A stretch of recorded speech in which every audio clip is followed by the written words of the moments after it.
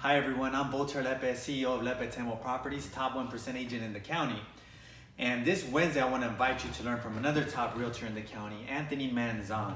Anthony built his real estate business on open houses. That's how he got started.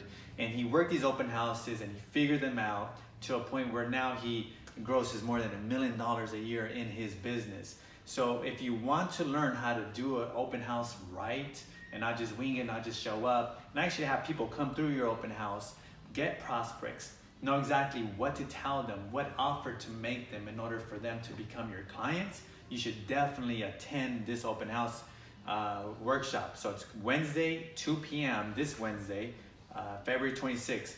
So buyers are instant cash. So if you know how to work them through open houses, it's gonna benefit you greatly. We're gonna talk about how to market your open houses. You just show up, or how many signs you need to put outside, social postings, do you flyer the neighborhood, do you call around the neighborhood, different things that you could do to have people come up to your open house.